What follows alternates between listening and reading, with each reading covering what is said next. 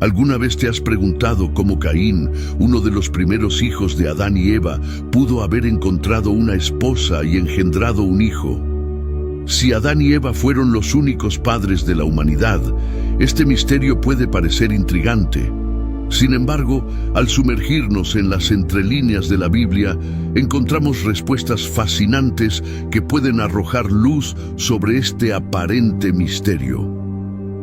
En este video vamos a encontrar la respuesta y te aseguro que te sorprenderá, así que te pido que te suscribas al canal, le des like y vamos con el video. La creación de Adán y Eva es uno de los eventos más significativos en la narrativa bíblica, marcando el inicio de la humanidad. Según el relato de Génesis, Dios creó a Adán del polvo de la tierra y le dio vida al soplar en sus narices. Luego, Dios hizo a Eva a partir de una costilla de Adán, estableciendo la primera unión matrimonial y el comienzo de la humanidad. Esta creación no fue solo el comienzo de la vida, sino también el inicio de la relación entre Dios y la creación, sentando las bases para la historia bíblica que seguiría. Después de la creación de Adán y Eva y el establecimiento de su vida en el jardín del Edén, comenzaron a tener hijos. Entre sus hijos estaban Caín y Abel, dos hermanos que crecieron en un mundo que, aunque marcado por la pureza de la creación inicial, estaba a punto de enfrentar las primeras pruebas y desafíos. Caín se convirtió en agricultor, dedicándose al cultivo de la tierra, mientras que Abel se hizo pastor de ovejas, cuidando de sus rebaños. La Biblia relata que, con el paso del tiempo, ambos hermanos decidieron hacer ofrendas a Dios como expresión de adoración y gratitud. Caín ofreció fruto de la tierra como ofrenda, mientras que Abel presentó lo mejor de su rebaño, ofreciendo las partes más gordas y valiosas de las ovejas. Este acto de devoción fue realizado con un corazón sincero, reflejando la excelencia y dedicación de Abel hacia Dios. Sin embargo, el Señor miró con favor la ofrenda de Abel, pero no aceptó la ofrenda de Caín. La razón exacta para esta diferencia no se detalla en la Biblia, pero se interpreta como una cuestión de actitud y calidad del presente ofrecido. La ofrenda de Abel se consideraba más significativa porque había ofrecido lo mejor de lo que poseía, mientras que la ofrenda de Caín no era tan destacada.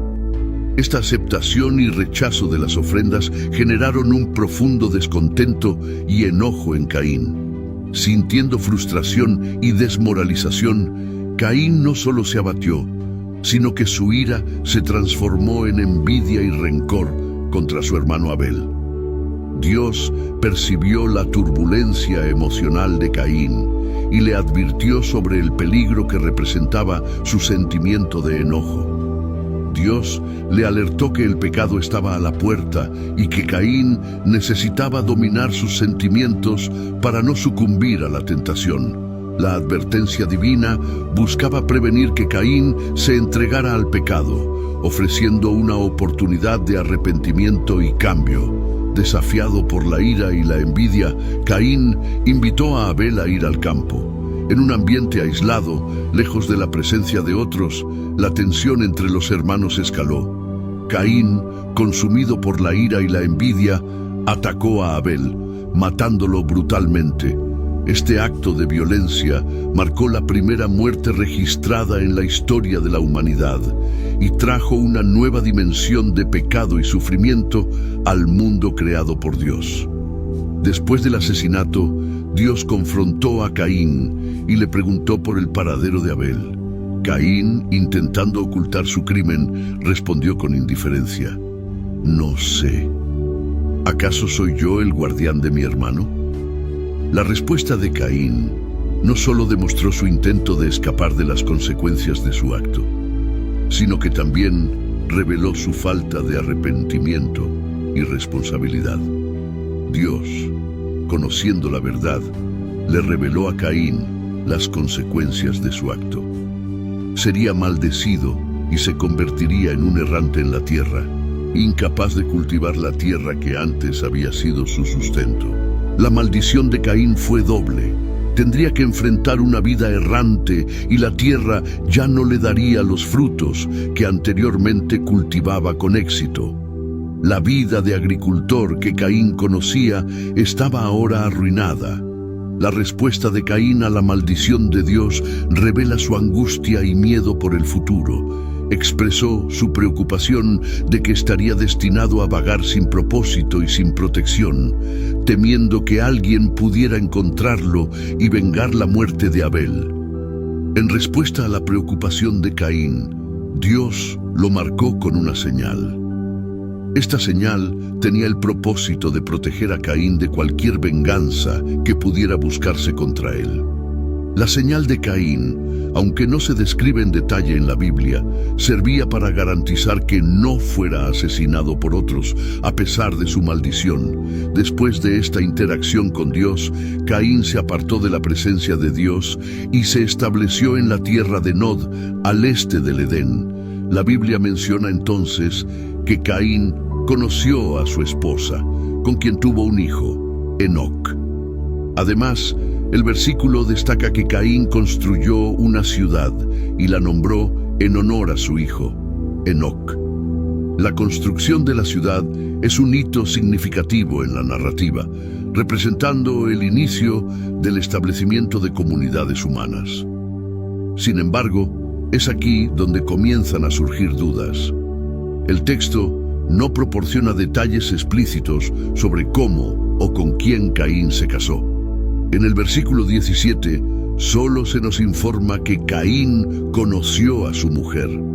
La posibilidad de que existieran otros seres humanos en la época de Caín, además de Adán, Eva, Caín y Abel, es una interpretación que busca llenar los vacíos en la narrativa bíblica y abordar cuestiones relacionadas con la expansión de la población humana.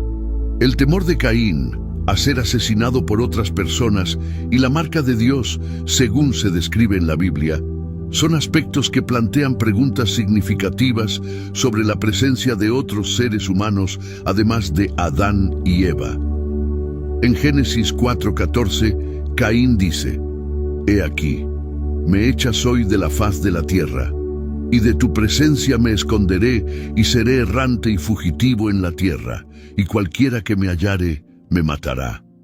Este temor es intrigante, ya que parece indicar la existencia de una población lo suficientemente significativa como para que Caín estuviera preocupado por la posibilidad de ser encontrado y castigado por un grupo de individuos. En el siguiente versículo, la Biblia menciona: «Y le respondió el Señor: no será así. Cualquiera que matare a Caín, 7 veces será vengado».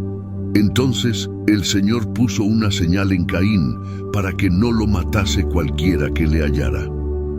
Estas evidencias nos ayudan a entender que, en el contexto de la narrativa bíblica, la tierra ya podría haber estado habitada por una población más amplia, además de la familia de Adán y Eva. La preocupación de Caín por la posibilidad de ser encontrado y la intervención divina para protegerlo indican una presencia humana más allá de los personajes centrales de la historia, sugiriendo una población significativa y distribuida que coexistía con la familia primordial. Una de las interpretaciones menos aceptadas sugiere que, además de la familia de Adán y Eva, Dios podría haber creado a otros seres humanos de manera independiente. Los defensores de esta teoría argumentan que, para explicar la rápida multiplicación de la población humana descrita en la Biblia, sería necesario un número significativo de individuos, algo que sería difícil de alcanzar solo con los hijos e hijas de Adán y Eva. Esta interpretación busca reconciliar la narrativa bíblica con las evidencias arqueológicas y antropológicas que indican la presencia de comunidades humanas más extensas en la antigüedad. Tales evidencias, como la existencia de sociedades complejas y vestigios de habitación humana datados en períodos tempranos, parecen sugerir un escenario poblacional más amplio. No obstante, es crucial notar que esta interpretación sigue siendo especulativa y no está explícitamente respaldada por el texto bíblico. La narrativa de Génesis se centra en la historia de la familia de Adán y Eva, sin hacer mención directa a otros grupos humanos contemporáneos. La Biblia no ofrece detalles adicionales sobre la creación de seres humanos fuera del ámbito de la familia primordial, limitando la discusión a un relato más enfocado y específico. Por lo tanto, aunque esta teoría intenta alinear la narrativa bíblica con descubrimientos científicos, no está confirmada por el texto sagrado y sigue siendo una hipótesis debatida entre estudiosos y teólogos. Por otro lado, la teoría más aceptada es que Caín podría haberse casado con una hermana o sobrina, basándose en las prácticas culturales y en el contexto de la época descritos en la narrativa bíblica. La Biblia, en Génesis, no especifica que Adán y Eva solo tuvieran a Caín y Abel como hijos. De hecho, en Génesis 4:1, Eva menciona: «He adquirido un varón con la ayuda del Señor», refiriéndose a Caín. Pero no hay una declaración similar después del nacimiento de Abel, lo que sugiere que podrían haber nacido otros hijos entre estos eventos. Esta ausencia de mención explícita a otros hijos e hijas entre Caín y Abel ha llevado a algunos estudiosos y teólogos a especular que Adán y Eva tuvieron una prole más extensa de lo que se narra directamente. La comprensión cultural e histórica de la época indica que las familias a menudo eran grandes y la falta de una restricción específica en el texto bíblico permite la posibilidad de que Caín se haya casado con una hermana o pariente cercana. Esta interpretación se refuerza con la referencia a otros hijos e hijas de Adán y Eva en Génesis 5:4, después del nacimiento de Set, que afirma: «Y Adán tuvo hijos e hijas».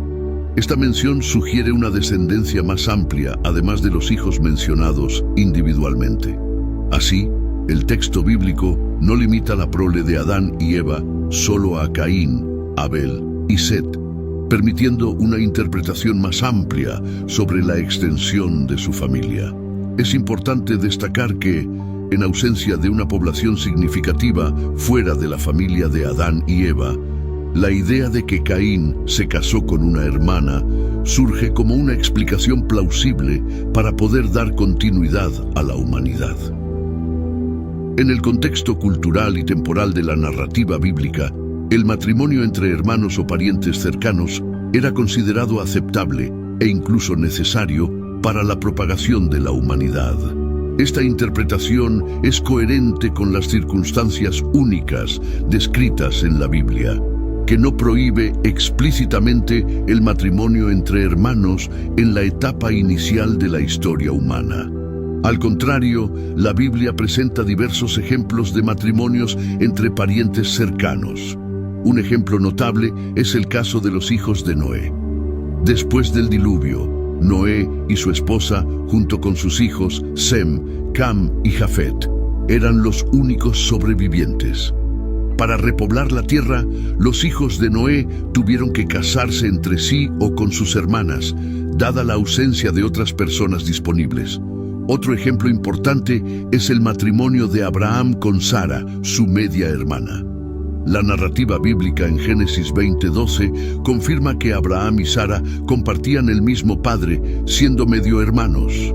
En esa época, los matrimonios entre parientes cercanos, como medio hermanos, eran aceptados y a menudo necesarios para mantener la continuidad de la línea familiar. Isaac, hijo de Abraham, también siguió esta práctica al casarse con Rebeca, quien era su prima de primer grado. El matrimonio entre primos era común y reflejaba las normas culturales de la sociedad antigua. De igual manera, Jacob, nieto de Abraham, se casó con sus primas Lea y Raquel. Estos matrimonios, aunque hoy puedan parecer inusuales, eran normas establecidas en la cultura y el contexto histórico de la época. Es crucial notar que las leyes que prohibieron el matrimonio entre parientes, como se describe en la ley mosaica, se establecieron mucho tiempo después de estos eventos, alrededor de 2500 años después de la creación de Adán y Eva. Estas leyes, que forman parte de la alianza dada a Moisés, establecieron estándares éticos y sociales más restrictivos, reflejando la evolución de las normas culturales y la necesidad de mantener la salud genética y el orden social en una sociedad más compleja. La narrativa bíblica se centra frecuentemente en la historia de Caín y Abel, dos de los hijos más conocidos de Adán y Eva. Es interesante cómo las tradiciones judías y cristianas, en muchas ocasiones, tienden a dejar de lado las historias de personajes secundarios, dando más destaque a las narrativas más dramáticas. Esta tendencia a veces oscurece la presencia y los destinos de los otros hijos e hijas de esta primera familia de la humanidad. Esto crea una brecha en la comprensión de las experiencias y destinos de los demás miembros de la familia, cuyas vidas también desempeñaron roles significativos en la construcción del tejido de la historia humana. A pesar de que la Biblia, en Génesis 5, versículo 4, menciona que Adán y Eva tuvieron otros hijos e hijas, además de Caín y Abel, parece que la ausencia de nombres específicos en la Biblia para estas hijas contribuye a que sus historias sean marginadas, manteniéndolas en el anonimato mientras Caín y Abel asumen roles centralizados. Por otro lado, es perfectamente comprensible que la Biblia no pueda abordar la vida de todos los personajes.